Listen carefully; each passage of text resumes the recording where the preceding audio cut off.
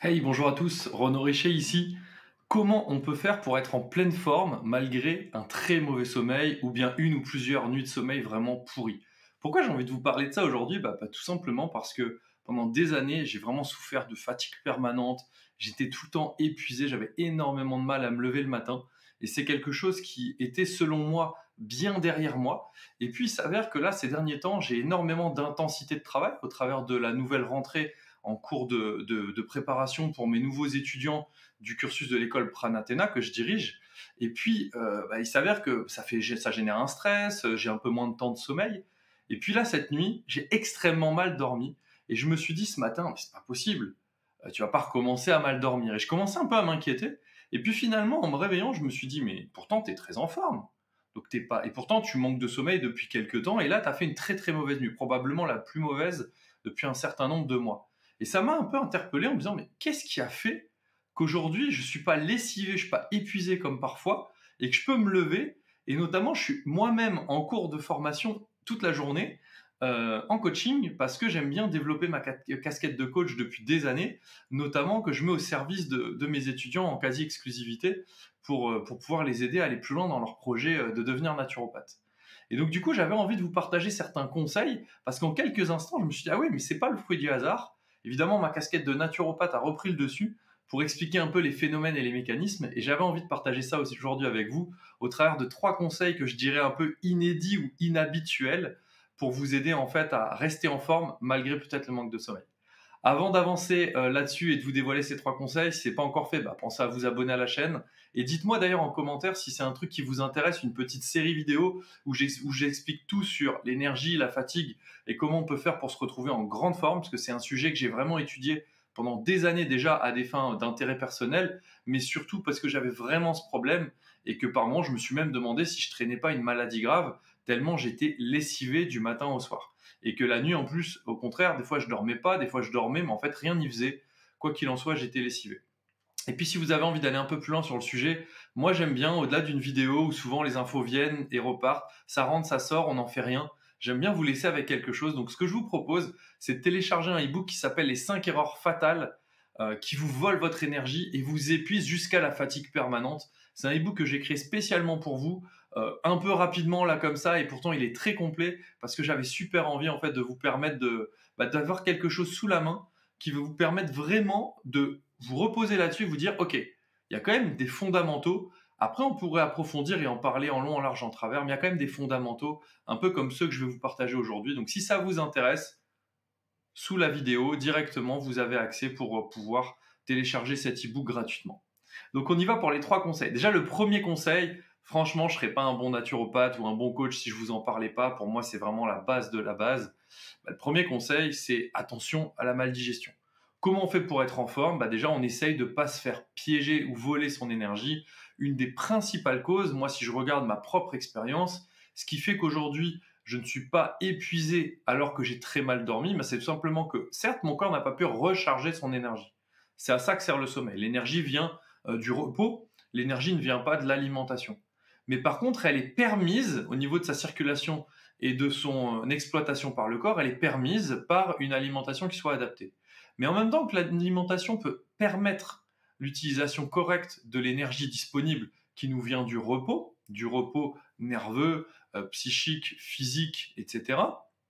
Et en parallèle, il faut savoir que l'alimentation peut aussi être un gros consommateur d'énergie qui vous vole une grande partie de votre énergie. Je vous détaille tout ça dans le e-book si jamais ça vous intéresse. Donc moi, ce que je vous invite vraiment à faire, c'est de faire très attention. Dans un premier temps, je ne suis pas là pour vous donner des conseils individualisés, vous expliquer tous les facteurs de maldigestion. Je le fais très bien dans l'e-book, je le fais très bien dans des formations ou dans des programmes d'accompagnement. Par contre, ce qui m'intéresse là, c'est que vous puissiez, vous, devenir un peu autonome sur le sujet. Peut-être prendre note de comment vous vous sentez en fonction de ce que vous mangez. Donc moi, ce que je vous invite à faire, si vous êtes vraiment très très très épuisé et que bien sûr votre sommeil impacte, mais que de façon générale vous avez une fatigue un peu latente, permanente, tout le temps fatigué, ce que je vous invite vraiment à faire, c'est de prendre le temps de noter dans un carnet ce que vous mangez et comment vous vous sentez. Parfois, vous allez manger un truc le matin, vous étiez à peu près en forme, et puis vous allez vous rendre compte dans la journée qu'en fait, petit à petit, votre état d'énergie s'épuise. Et bien sûr, c'est tout à fait normal pour un humain, mais par contre, peut-être vous allez vous rendre compte que les autres autour de vous ne s'épuisent pas aussi vite.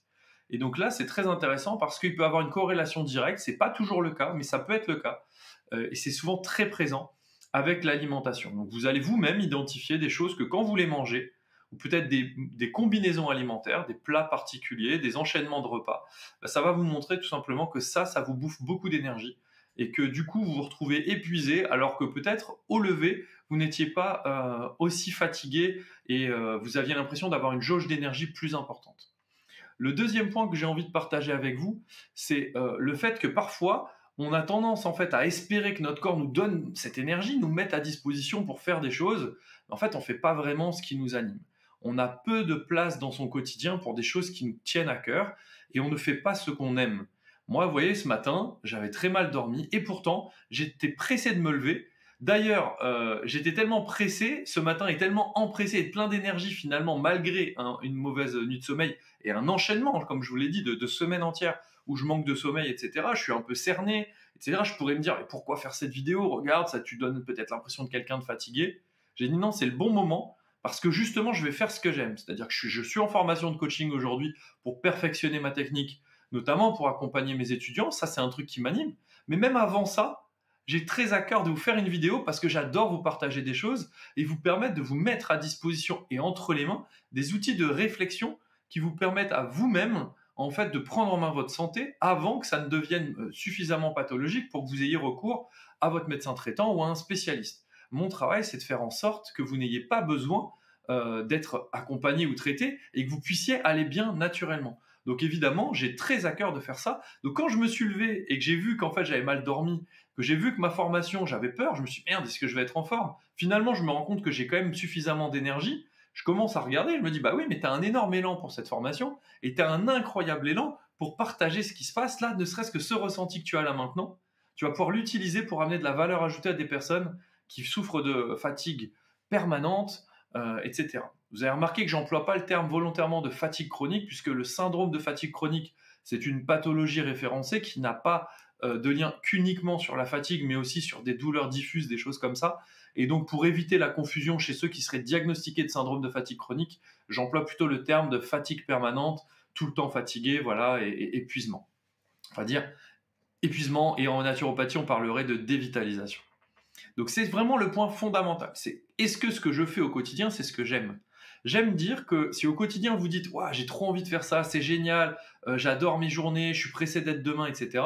En fait, à chaque fois, cette petite information qui se passe dans votre conscient va descendre dans vos cellules par votre système nerveux.